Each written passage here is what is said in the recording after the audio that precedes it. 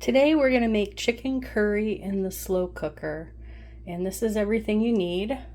A small onion chopped, about a teaspoon of garlic, curry powder, chicken breasts, and coconut milk, and ginger.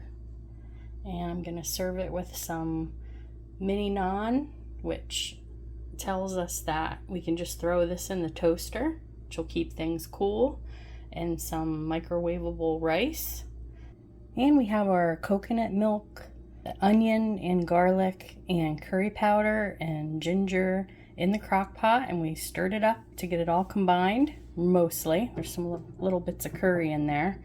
Then I'm gonna put in my chicken breasts and put the cover on and cook it on low for 6 hours. Our chicken's in there in about 45 minutes. Before our time is up, we're gonna take our chicken out and cut it up, add some peas. I'm going to use some frozen peas, and then put the chicken back in and let it finish cooking. Here's what our chicken curry looks like with our chicken all shredded up and our peas added. And our garlic naan is in the toaster and the rice is in the microwave. Now, is this an authentic chicken curry? Probably not. But is it a good, inexpensive way to introduce your family to something new? Probably. So I've had this before and it's really good. Comforting. If you make it, I hope you and your family enjoy it. Today we are making crock-pot country style green beans. This is our first garden harvest of green beans. I'm excited to get more. And I already have bacon cooked because when Pappy and I cook bacon in the morning, we can't eat the whole amount. Rather, we restrain ourselves from eating the whole amount. So I put what's left in the freezer to use for things like this. And then I saved my bacon grease. So I'm going to use that. And you need onion, and you can saute it when you cook your bacon and in your bacon grease, but we're trying to keep it cool. So here's a tip for being able to do that. And we need chicken broth, and you can have a carton, can. We need 2 cups. You can make your own. Instead of the sauteed onion, I'm probably going to use my minced onion. And you can saute garlic or use the jarred minced garlic, or even onion powder and garlic powder. Salt and pepper. And we just need to wash and cut our green beans and get them into the crock pot. Here we have my clean and snapped beans in the crock pot. And I have my broth with all of my onion and garlic powder and seasonings. And I'm gonna clip my bacon, half of it, with the kitchen shears. I'm going to cut it into the green beans and cover it with the broth. Before I stir this around, I just wanted to show how nicely the onion rehydrated in that broth. So if you don't want to saute fresh onion, I think that the dehydrated would do just fine. And I saved some bacon out for on top. We're going to add a little butter and that at the end. And I didn't add any bacon grease because this bacon's a little more fatty. So I think that'll be fine because that will render out as this cooks. So I'm going to get this stirred around. Your beans only need about 90% submerged. And we'll turn it on. Low for 6 hours. And we can see everything in there. You got to check it at 6 hours. Make sure they're as tender as you like. Maybe halfway through, stir really quick, get the lid back on there. And could you use frozen? Probably. And I would just reduce the liquid and the cooking time a little. We'll see how these turn out. We're gonna make some crock pot pork chop and stuffing dinner. And this is really quick. You can sear your pork chops or not. Mine are already in the sprayed crock pot. I'm gonna get my stuffing ready. You need a box of stovetop type stuffing, and we like this cornbread stuffing from Aldi, and a cup and a half of chicken broth or water, and a can of cream soup of your choice. I like the cream of celery. You could use cream of mushroom. We're going to get started. You want to combine your stuffing mix and broth or water in a bowl first to give it time to absorb. In the meantime, you're going to take your cream soup and spread it over top of your pork chops. And here are my pork chops with the cream of celery soup over top. I just thought the cream of celery sounded good with stuffing. And now we're going to top with the rehydrated stuffing mix. And you can see here it's nice and fluffy. Just going to pour that evenly over the pork chops. There is our stuffing mix over top. And you can add a little more water if you like your stuffing a little more soupy when it's done. This is how we like ours. And you could probably use your own favorite stuffing recipe, but the object of today is staying out of the hot kitchen. So we're going to enjoy some box stuffing today. And then you want to go ahead and put your lid on and on low for 4 to 6 hours. If you feel it's dry when you're done, you could always mix up a gravy packet and some water in the microwave to top it. But we will see when it comes out. And I'll be serving this with our crock-pot green beans. Here's the pork chop stuffing bake and green beans made in crock-pot. Pappies. Looks delicious. The house is cool. I want to report that the pork chops are very juicy, and I was worried about them being in the slow cooker that long, being just pork loin chops. They're very good. Everything is. Turned out great. Today, to keep things cool, we are making a creamy chicken slow cooker pasta. And we need our boneless, skinless chicken breasts. You could use thighs, boneless, skinless thighs if you want to. About 1.5 pounds. Chicken broth, 1.5 cups. Salt and pepper, baby spinach, orzo pasta, Italian style diced tomatoes, and some chive and onion cream cheese, or you could use the fancy Wurzen cheese. And right now we only need the broth, the chicken, and the tomatoes. We're going to get those in the crock pot.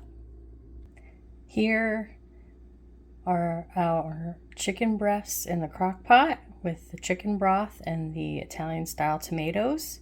We are going to set this to low for 4 hours, and then we are going to add our orzo pasta and the cream cheese.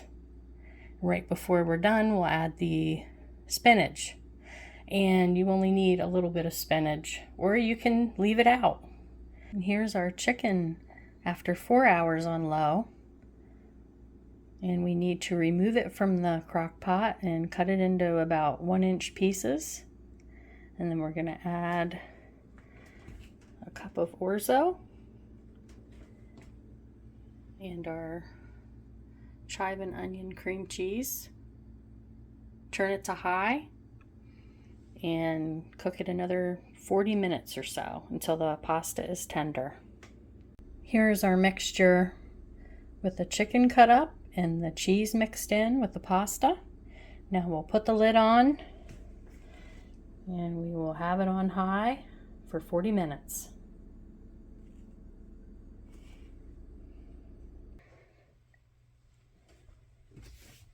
We are getting ready to enjoy bowls of our creamy chicken and pasta from the crock pot.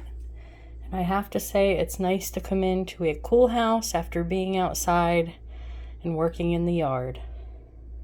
Today I am making stuffed shells with meat sauce. And I'm going to use up some ground beef I already have. Onions I already had chopped are going to go into that. Sauce, and we have fillings for our shells. I have these little bits of cheese left over, both Italian style, so I'm going to put this in the mixture. I'm going to put this in the shell mixture and that one on top. And then I'm going to stretch my sauce by just using some plain and some additional seasonings, because I feel like I'm going to need more than a jar, but I don't want to use 2 jars. I just feel it'll be too much for the 2 of us. We have the meat and some things for our sauce mixture here, garlic and onion, and my pre-cooked ground beef. And our water's on to boil for our shells. And I have some oil to spray the crock pot. In our bowl we have our ricotta cheese, 15 ounces, about a 1/2 cup of grated Parmesan, what was left of that little cheese blend, probably maybe a cup, and an egg, and our parsley and some garlic powder. We have our shells boiling, and I'm going to just do those 2 al dente so that they're not mushy once they're done in the crock pot. And our sauce is ready too. There are our shells ready to go. Now I'm going to individually fill these shells with the mixture. This is what we have so far. And I'm going to put another layer of sauce and the shells that are left. Now we have our second layer of shells, and I'm going to top with sauce, and then I'm going to let it cook on low, and probably about maybe a half hour before I serve, I'll top it with that other Italian cheese blend. Here are the shells. I just sprinkled the cheese to melt. They're bubbling away. They smell delicious. So we'll put the top on and let that melt, and I also turned it on low because I feel that they're done. We just need to melt the cheese. Next I'm going to make chicken and gravy in the crock pot. And there's the chicken breast and the gravy packet, a little bit of water. And I'm going to put it on high, at least to start out. So we decided to add some cream of chicken soup to make a heartier gravy. And then we're going to have chicken and waffles, gravy style. You probably know of the other kind. And peas and carrots. And we're going to put our waffles in the toaster. Our chicken is looking juicier now. And I just shredded it up with 2 forks. We got our chicken and waffles and peas and carrots for dinner. Pappies. Today we're making a chocolate lava cake in the slow cooker. And we need 1.5 cups of milk in our instant pudding, one of the smaller boxes. And then we need a chocolate cake mix and 3 eggs, another cup of milk, and 1/2 cup of vegetable oil. We have our cake batter all mixed up and our instant pudding. We also need 2 cups of semi-sweet chocolate chips. You want to spray your 6-quart slow cooker well, pour in your batter. And once you have your cake batter all poured in, you're going to want to add your pudding, and you don't want to stir. We have our instant pudding mixture in, and I just smoothed the top. I did not stir it. The directions say do not stir. Now we're going to cover with a layer of our chocolate chips. And there is our even layer of chocolate chips. And we are to set it to low. Cover the top with a clean tea towel to prevent condensation from getting into it. Once covered with your impeccably clean tea towel, we're going to bake it in the slow cooker for 3.5 hours and test it to see if it's done. I just took the lid off the cake, and this is what we have. I stuck a toothpick in and it came out almost clean. I'm assuming it's a little bit of the lava and the chocolate chips. So we're gonna dig in and have some ice cream with it. Here is our chocolate lava cake. I'm steaming up with some homemade vanilla ice cream. And Pappy's looks skewier. Looks good. Be sure to subscribe for a glimpse of how our garden is doing and for more summer inexpensive delicious recipes.